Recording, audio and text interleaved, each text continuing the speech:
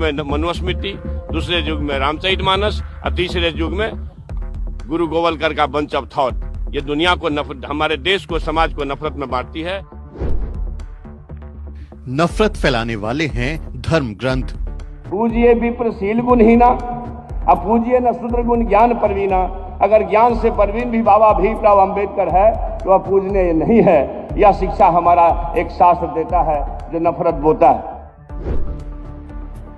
रामचरितमानस और मनुस्मृति फैलाते हैं नफरत। उत्तरकांड में जो ये लिखा गया कि वरण में अधम कौन कौन लोग हैं, तेली, कुम्हार, कहार, कोल, कलवार, आदिवासी, दलित वगैरह वगैरह।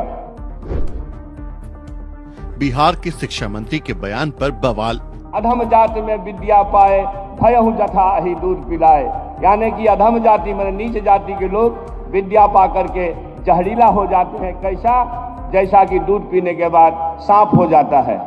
अगर ये साथ हमारे सामने हो जो नफरत को इस तरह से बोता हो, तो मैं उम्मीद करता हूं कि नफरत का वातावरण बना करके भारत को ताकतवर कोई नहीं बना सकता है।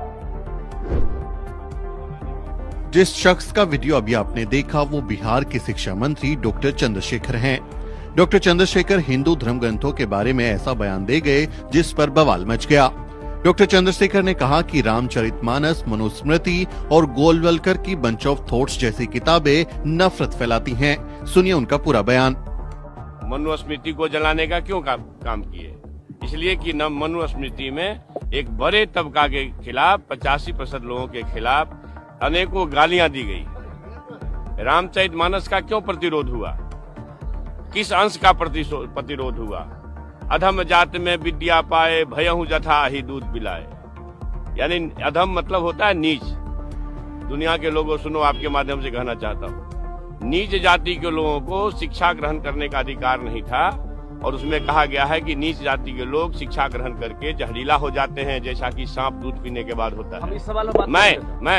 मैं इसलिए ये बात कहता हूँ कि इसी चीज को कोट करके बाबा साहब अम्बेडकर ने दुनिया के लोगों को बताया, ये जो ग्रंथ हैं नफरत को बोने वाले, एक युग में मनुस्मृति, दूसरे युग में रामचरितमानस और तीसरे युग में गुरु गोवलकर का बंच ऑफ थॉट। ये दुनिया को हमारे देश को, समाज को नफरत में बांटती है। नफरत देश को महान नहीं बनाएगा। जब भी कभी महान बनाएगा तो मोहब्बत ही बनाएगा। पटना में नालंदा ओपन यूनिवर्सिटी के 15वें दीक्षांत समारोह में पहुंचे डॉक्टर चंद्रशेखर ने धर्म ग्रंथों में लिखी जातिवादी और भेदभाव वाली बातों का जिक्र किया। उन्होंने कहा कि ये धर्म ग्रंथ जातियों को नीच कहकर उन्हें पढ़ने लिखने से रोकते हैं। उसके उत्तरकांड में कितनी बात कही गई? पूजिए विप्रशील गुण होना, पूजिए न शूद्र गुण ज्ञान परवीना। अगर ये विचारधारा चलेगा तो भारत को ताकतवर बनाने का सपना पूरा नहीं हो सकता। हमारे सामने हो जो नफरत को इस तरह से बोता हो, तो मैं उम्मीद करता हूं कि नफरत का वातावरण बना करके भारत को ताकतवर कोई नहीं बना सकता है। मित्रों, आप सभी को बताना चाहता हूं, शिक्षा और ईश्वर किसी जाति का दास नहीं है। न तो ईश्वर किसी जाति का दास है, न शिक्षा किसी जाति का दास है। मैं इसका एक बड़ा उदाहरण है कि रूढ़िवादियों द्वारा, यथास्थितिवादियों द्वारा, पोंगा पंडितों द्वारा यह बताया गया कि फलाना जाति नीच है, चिलाना जाति नीच है, उसका न छुओ, उसका न खाओ, उसका न पियो। बिहार के शिक्षा मंत्री के इस बयान पर अब विवाद खड़ा हो गया है। एक तरफ राजनीतिक पार्टियां और दूसरी तरफ धार्मिक गुरुओं ने डॉक्टर चंद्रशेखर के खिलाफ अभियान छेड़ दिया है। खुद को साधु संत कहने वाले अयोध्या के परमहंस आचार्य ने मंत्री की जीभ काटकर लाने पर 10 करोड़ का इनाम देने का ऐलान कर दिया है।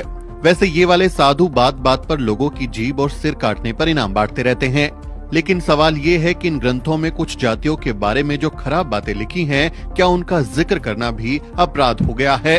क्या मंत्री जी ने झूठ बोला है? और क्या ये धर्मगुरु इस बात का खंडन कर सकते हैं कि इन ग्रंथों में ये भेदभाव वाली बातें नहीं लिखी जो मंत्री डॉक्टर चंद्रशेखर ने कही हैं? आपका इस बारे में क्या कहना है? कमेंट करके जरूर लिखें। आपसे अपील, हमारे चैनल को भी जरूर सब्सक्राइब